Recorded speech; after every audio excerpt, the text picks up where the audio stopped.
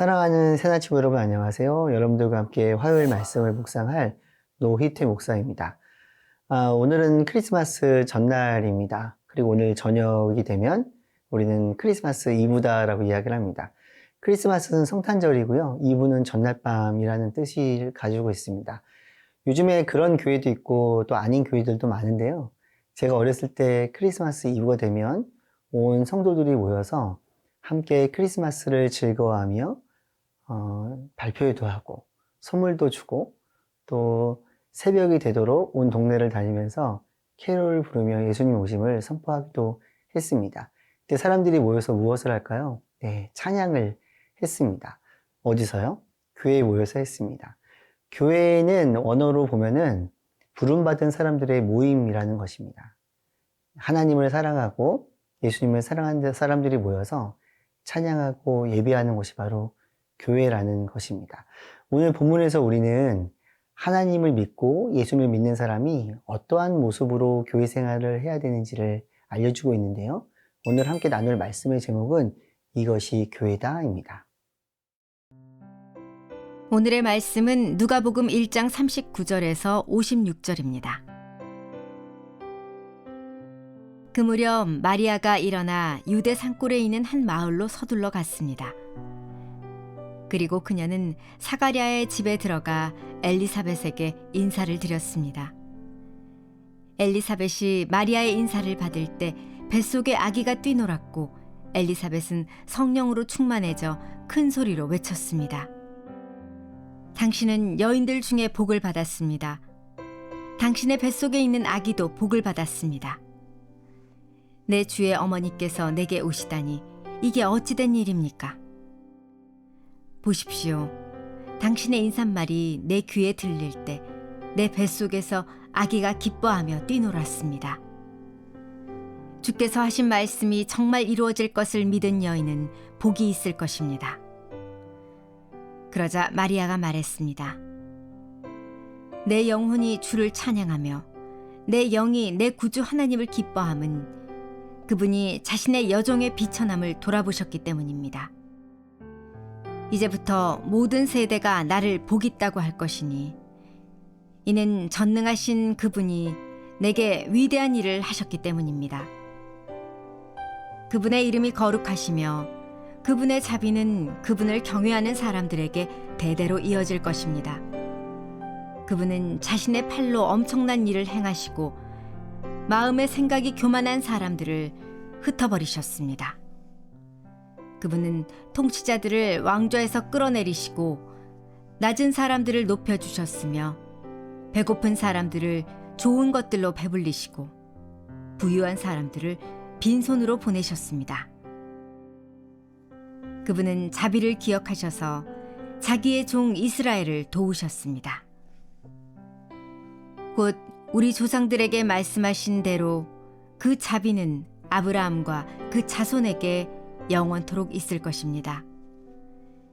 마리아는 엘리사벳과 함께 석 달 동안 지낸 후에 자기 집으로 돌아갔습니다. 마리아의 친척이었던 엘리사벳은 의로운 사람이었습니다. 의로운 사람이 늘 평화로운 것은 아닌데요. 그녀에게는 안타깝게도 아기가 없었습니다. 그러니까 아기를 낳을 수 없었던 것입니다. 나이가 들어서 이제는 아이를 낳을 수 없는 상태가 되어져 버렸습니다. 누가복음 1장을 보면 엘리사벳이 세례 요한을 잉태하는 장면과 그 자녀를 낳게 되는 여러 가지 스토리들을 볼 수가 있습니다. 가브리엘로부터 하나님의 아들 구원자 예수님을 잉태할 것이라는 소식을 들은 마리아는 서둘러 엘리사벳에게 갔습니다. 성경은 마리아를 본 엘리사벳의 뱃속에 있는 아기가 기뻐하며 뛰었다라고 우리에게 소개해주고 있습니다. 그리고 엘리사벳도 성령으로 충만해져서 찬양을 했습니다. 42절부터 찬양이 시작되는데요. 45절 말씀을 함께 읽겠습니다. 주께서 하신 말씀이 정말 이루어질 것을 믿은 여인은 복이 있을 것입니다. 성령에 충만한 엘리사벳은 하나님의 역사를 온전히 인정하고 하나님을 찬양합니다. 우리는 여기서 매우 중요한 영적인 교훈을 얻게 됩니다. 성령님의 역사가 아니면 우리는 예수님을 알 수도 없고 예수님을 구주로 고백할 수도 없는 것입니다. 사랑하는 새나친구 여러분, 우리는 성령님을 사모해야 합니다. 성령님과 함께 하기를 소망해야 합니다. 하나님께서 우리에게 예배를 알려주시는 이유도 예배를 통해 하나님을 더 깊이 알아가며 성령을 경험하기 위함입니다. 꼭 기억해야 합니다. 하나님을 예배하며 성령님을 사모할 때 성탄의 은혜를 더 누릴 수 있습니다.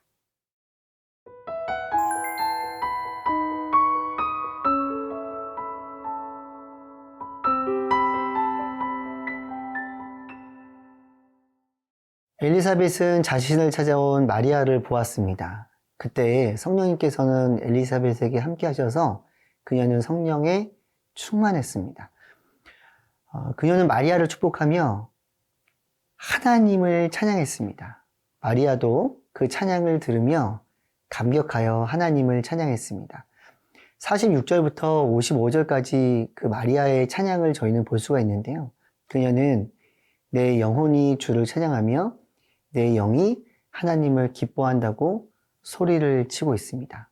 온 마음과 온 힘을 다해서 하나님을 예배하고 있는 것입니다. 그녀의 찬양 이야기 중 54절 말씀을 함께 읽도록 하겠습니다. 그분은 자비를 기억하셔서 자기의 종 이스라엘을 도우셨습니다. 마리아는 자신이 비천한 존재이지만 복을 받은 존재라고 소리칩니다. 왜냐하면 하나님의 위대한 일을 위한 도구로 선택되었다는 것을 알고 있었기 때문입니다. 그리고 이어지는 찬양을 통해 하나님이 어떠한 분이신지 알려줍니다. 그녀는 하나님을 경외하는 사람들을 죄로부터 구원하시는 하나님, 인류를 하나님의 사랑으로 구원하실 하나님, 그 하나님을 찬양하고 있는 것입니다. 그녀는 하나님의 자비하심을 또한 찬양하고 있습니다. 그녀는 약속하시는 하나님, 그리고 약속을 반드시 지키시는 하나님을 찬양하고 있습니다. 그녀는 구원을 통해 우리를 도우시는 하나님을 찬양하고 있습니다. 사랑하는 새나친구 여러분, 마리아의 현실적인 상황은 안전한 상황이 아니었습니다. 왜냐하면 그녀는 결혼을 하기 전이었기 때문에 그렇습니다. 그러나 그것은 그녀에게 그렇게 중요하지 않았습니다. 왜 그랬을까요?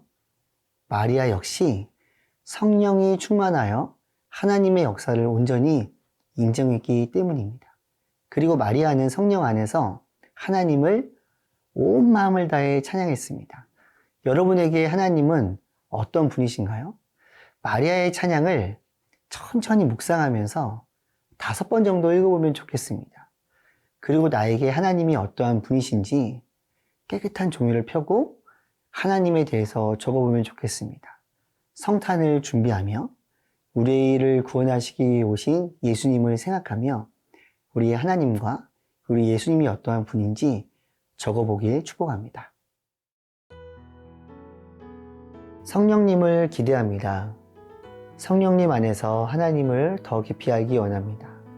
성령님 안에서 예수님을 더 깊이 알기 원합니다. 하나님의 약속을 굳게 붙잡고 살아가기에 도와주세요. 예수님의 이름으로 기도합니다. 아멘.